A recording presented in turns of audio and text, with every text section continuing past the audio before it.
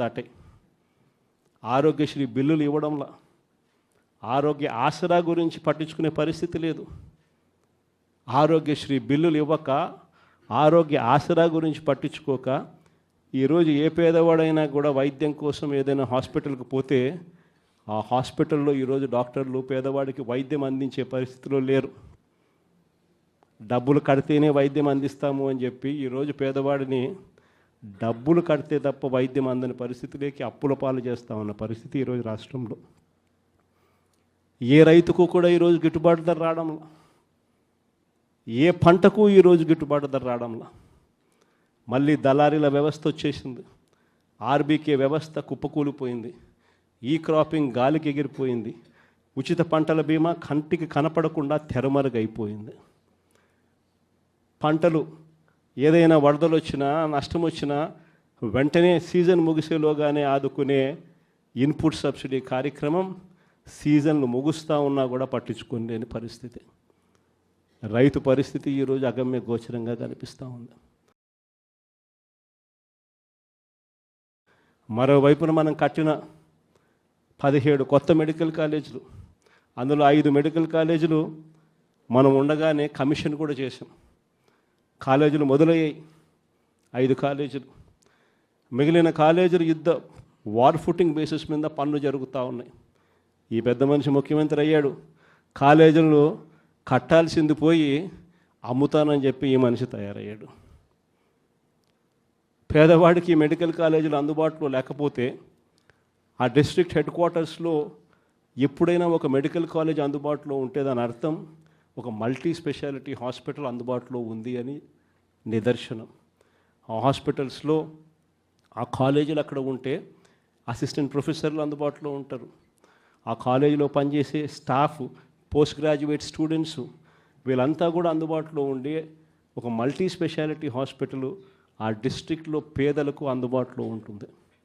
ఎప్పుడైతే ఈ medical college అక్కడ అందుబాటులో ఉంటుందో, గవర్నమెంట్ మెడికల్ కాలేజ్ అందుబాటులో ఉంటుందో, అప్పుడు ప్రైవేట్ రంగంలో ఉన్న ఏ హాస్పిటల్ కూడా పేదవాడిని ఎక్స్ప్లాయిట్ చేయని పరిస్థితిలోకి వస్తాడు. ఎందుకనంటే ఎక్స్ప్లాయిట్ చేసే పరిస్థితి అంటే అక్కడే గవర్నమెంట్ హాస్పిటల్ ఉంది కదా, మెడికల్ కాలేజ్, ఆటికి పోతామని చెప్పి చెప్తారు ఎవరైనా కూడా. ఆ పరిస్థితి నుంచి నాశనం చేసి కాలేజీలు అమ్మడానికి సిద్ధపడ్డాడు. మన ప్రభుత్వ హయాంలో గతంలో ఎప్పుడు జరగని విధంగా, రాష్ట్ర చరిత్రలో ఎప్పుడు చూడని విధంగా మనం కొత్తగా గవర్నమెంట్ రంగంలో 3 పోర్టులు ఏకంగా కట్టడానికి శ్రీకారం చుట్టాం. ఇదే విశాఖపట్నం జిల్లాల ప్రజలకు అందరికీ కూడా బాగా తెలుసు. మూలపేట, శ్రీకాకుళం జిల్లాలో పోర్టు. గతంలో ఎప్పుడు ఊహించని విధంగా శ్రీకాకుళం జిల్లాకు అభివృద్ధి బాట నడిపించే ఒక గొప్ప అడుగు ఆ పోర్టు. ఆ పోర్టులో అడుగులు వేసింది ఎప్పుడు అని అంటే మన ప్రభుత్వం వచ్చిన తర్వాతనే. అక్కడే మనం భూములు కొనుగోలు దగ్గర నుంచి, పర్మిషన్ తేవడం దగ్గర నుంచి, చివరికి ఆ పోర్టు ఇబ్బంది పడకోకుండా ఫైనాన్షియల్ క్లోజర్ కూడా మనమే పూర్తిగా కంప్లీట్ చేసి ఏకంగా మనం 30% పనులు కూడా పూర్తి చేసే కార్యక్రమం మనం చేస్తే, చంద్రబాబు నాయుడు గారు ఇప్పుడు ఆ 3 పోర్ట్లను, గవర్నమెంట్ రంగంలో ఉన్న 3 పోర్ట్లను కమిషన్ల కోసం అమ్మడానికి ఈ పెద్ద మనిషి శ్రీకారం చుట్టాడు. ఇదే పెద్ద మనిషి చంద్రబాబు నాయుడు గారు ఇదే ఉత్తరాంధ్రలో ఎప్పుడు చూడని విధంగా ట్రైబల్ ప్రాంతాన్ని అభివృద్ధి పదంలో మనం నడిపించాం. ట్రైబల్ ప్రాంతంలో ఒక ట్రైబల్ ఇంజనీరింగ్ కాలేజ్, ట్రైబల్ ప్రాంతంలో ఒక మెడికల్ కాలేజ్, ట్రైబల్ ప్రాంతంలో ఏకంగా 5 సూపర్ స్పెషాలిటీ హాస్పిటళ్ళు ఐటీడీఏ పరిధిలో, ఏకంగా సాలూరులో ఒక ట్రైబల్ యూనివర్సిటీ కూడా అడుగులు వేగంగా మనం ముందుకు వేయి చేస్తే ఈ పెద్ద మనిషి పూర్తిగా వాటి పనుల గురించి ఈరోజు పట్టించుకునే పరిస్థితులు ఎవడూ లేని పరిస్థితుల్లో ఈరోజు ట్రైబల్ ప్రాంతం కనపడతా ఉంది. ఈరోజు భోగాపురం ఇంటర్నేషనల్ ఎయిర్పోర్ట్ మనందరికీ కూడా పరిచయం. ఆ పనులు 5 సంవత్సరాలు చంద్రబాబు నాయుడు హయాంలో పనులు మొదలు కాల. బ్యాలెన్స్ ల్యాండ్ అక్విజిషన్ పూర్తి ఎప్పుడైంది అని అంటే అది మన హయాంలో. ఆ ప్రాజెక్టు శంకుస్థాపన ఎప్పుడు జరిగింది అని అంటే మన హయాంలో. ఆ ప్రాజెక్టు 30% పనులు ఎప్పుడు పూర్తయ్యాయి అని అంటే అది మన హయాంలో.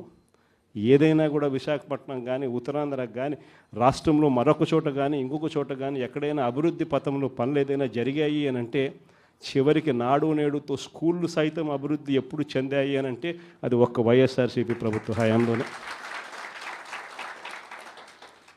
ఈరోజు అన్నీ కూడా నాశనం అయిపోయిన పరిస్థితి కనిపిస్తూ ఉన్నాయి. ఈ పెద్ద మనిషి అన్ని రకాలుగా కూడా వ్యవస్థలన్నీ నాశనం చేశాడు. ఇచ్చిన హామీలు ఏవి కూడా నిలబెట్టుకునే పరిస్థితిలో లేక ఈ పెద్ద మనిషి ప్రతిదీ కూడా ప్రజలను వెన్నుపోటు పొడిచే కార్యక్రమమే చేస్తూ ఉన్నప్పుడు ఆ టాపిక్ నుంచి ప్రజలను డైవర్ట్ చేసేందుకు ఏ ఒక్కరూ కూడా ఆయనను ప్రశ్నించే స్వరం వినపడకుండా చేసేందుకు ఈ పెద్ద మనిషి చేస్తూ ఉన్న పాలన భయానక పాలన సృష్టించడం.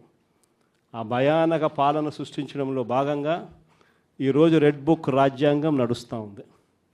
ఈ రెడ్ బుక్ రాజ్యాంగంలో ఎవరైనా కూడా గొంతు విప్పుతారు చంద్రబాబు నాయుడుకు వ్యతిరేకంగా అని చెప్పి ఎక్కడ చంద్రబాబు నాయుడు గారికి అనిపించినా వెంటనే ఆ మనిషి గొంతు పట్టుకోవడం, ఆ నులిపేయడము అనేది ఎలా అనేది మాత్రమే చేస్తూ ఉన్నారు. మొట్టమొదటిసారిగా చూస్తూ ఉన్నాం మ్యానుఫ్యాక్చర్డ్ విట్నెస్లు. అంటే ఒక నేరంతో ఒక మనిషికి సంబంధం ఉండదు, కానీ ఏకంగా వీళ్ళకి సంబంధించిన ఒక వ్యక్తిని క్రియేట్ చేస్తున్నారు. ఆయన చేత ఆయనను అప్రూవర్ అంటున్నారు, ఆయన చేత ఇష్టం వచ్చిన మాటలు మాట్లాడిస్తున్నారు, ఒక ఎవిడెన్స్ మ్యానుఫ్యాక్చర్డ్ ఎవిడెన్స్ క్రియేట్ చేయిస్తున్నారు. ఆ మనిషితో ఈ మనిషి పేరు చెప్పిస్తున్నారు, ఈ మనిషిని ఇలా అరెస్ట్ చేస్తూ ఉన్నారు. ఇంతవరకు ఎప్పుడు హిస్టరీలో ఇటువంటి కార్యక్రమాలు ఎప్పుడు జరగల. ఒక తప్పుడు సాంప్రదాయానికి పెద్ద మనిషి చంద్రబాబు నాయుడు గారు ఈరోజు బీజం వేస్తూ ఉన్నాడు. ప్రతి నియోజకవర్గంలో కూడా పాత కేసులు ఏమేమి ఉన్నాయని చెప్పి తవ్వుతున్నారు. ఆయన పాత కేసులలో ఇప్పుడు మన ఎమ్మెల్యే క్యాండిడేట్లను ఎలా ఇరికించాలి అని చెప్పి, ఆ కేసుల్లో ఎలా ఇరికించాలి అని చెప్పి ఇప్పుడు చూస్తూ ఉన్నారు.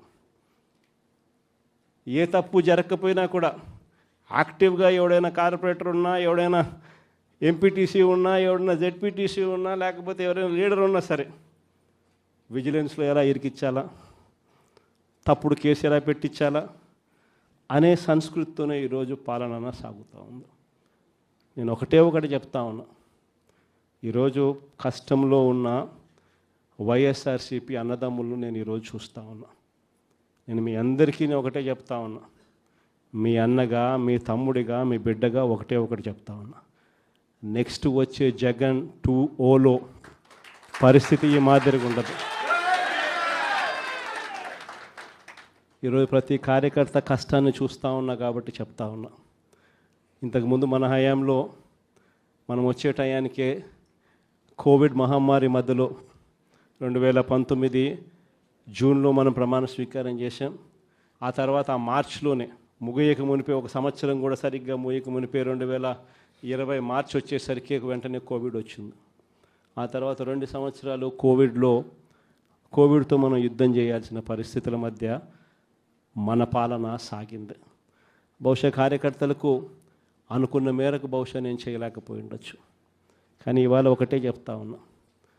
ఈరోజు ఈ కష్టాన్ని చూసిన వ్యక్తిగా చెప్తా ఉన్నా,